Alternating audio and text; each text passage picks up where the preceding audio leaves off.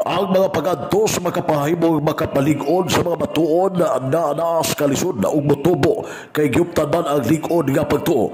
Kinagipanayag na Archbishop Martin Sarmen Dawawa di Research Dice sa usabi sa Santo Misa nga gipahigayon sa Carmelites Monastery sa kapistahan ni San Juan sa Cruz nga nagatag og pagtagan sa pagtulunan nga taliwala sa mga kalisod mao ang makapahatag og kalig-on, mao ang puptan ang lig-on nga pagtuog positibo nga panglantaw diha sa kinabuhi. Sumapa sa Arsobispo nga bisan ginagmalan o gisakit si San Juan sa Cruz apan gihuptan niya ang hugot nga pagtuo.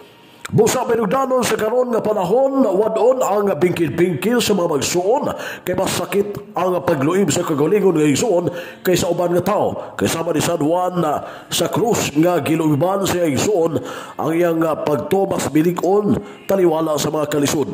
Sa mga kalisod dili magsigig bagutbot, sumapa sa nagunang magbalanday aron adunay kaugmaon og puyan ang kayo. Nga kinahanglan nga matag usa ang mamunga og mga maayong bunga. Ipatigbabaw ang paghigugmaay sa usag-usa ug wadon ang bingkil-bingkil ug ipatigbabaw ang malipayon nga bithi ug ipakita diha sa kinabuhi sa Jesus ug buhaton ang unsay maayo kay ang Mesiyas alaman diha sa dagsatag sa kakinabuhi ug huptan ang kinabuhi ug buhaton ang unsay maayo kay ang Mesiyas ang gipuy-an man diha sa dagsatag sa kakinabuhi ug hatagan ug pagtagad labi na ang pagtabang ngadto sa uban. Ug binungdanon nga dili lamang kanunay ayuda kundi mo trabaho kadto mga piskay ug lawas labi na ang mga batanon dili magpaabot sa unsay ayuda o dili magpractice og patay-patay. Tabangan ang mga nagkalisod-lisod o dili magtinapulan kaya tapulan ang walay kaugmaon o dili angay pakanon. Sumapa sa Arsobispo ngadto sab sa mga tax collector dugang pa sa Arsobispo ngadto sab sa mga tax collector sa BIR hulungon na ang pagkolekta og buwis nga sobra sa unsay tukma og dili pasulabi ang under the table. Kadto mga naa sa gahom tan-aw na unsay maayo og babati og dili pasulabi og dili puy-an ang under the table kay nakita sa nung nagbabalantay nga mas bilagan pa ang paghimo og mga illegal panahon kumpara na itong panahon ni Duterte nga misunod gayon sa balaod. Punto na ko mawag yun. Kasi naa sa BIR karon mamati yun ta sa explanation. Unya dili ta kining dila to puyan kining under the table. Sa panahon bitaw ni Duterte, mas malipay pa ko. Kay musunod yun sa balaod.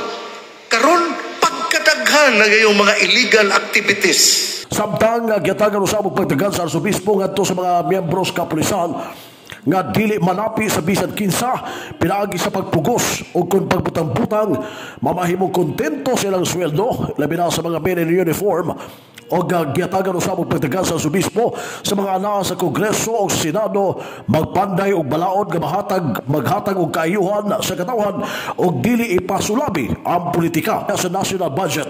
Og daghan ang namalaka tungod kay ang budget sa health o sa edukasyon ang wala na nahimong priority sa budget unta sa PhilHealth nga 26 milyon pesos ang ato kini napadulong sa akap kon ayuda sa kabus ang kita program. Mayo makinis mapa sa Arsobispo apan kun kuhaan ang PhilHealth tungod lamang nini gibutang ang alang sa mga ayuda matawag nga unfair ang maong pagbalhin labi na sa pundo alang sa PhilHealth.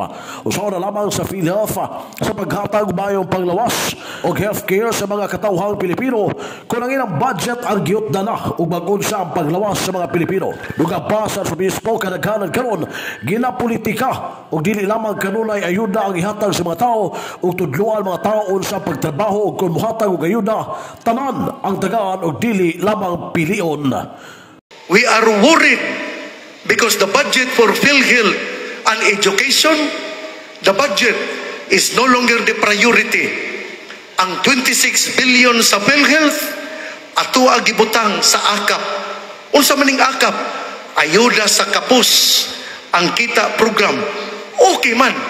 Pero imong kuhaan ang PhilHealth unfair mo na sa mubayad og PhilHealth. May bayag sa nagunang magbalantay sa Archdiocese of Ozamis Most Reverend Martin Sarmiento Hamawa DD. Alang sa DX-17 Jugabalang Radio Siman, Dominio Manuel Ronquillo Cheer, Danag Sanakben.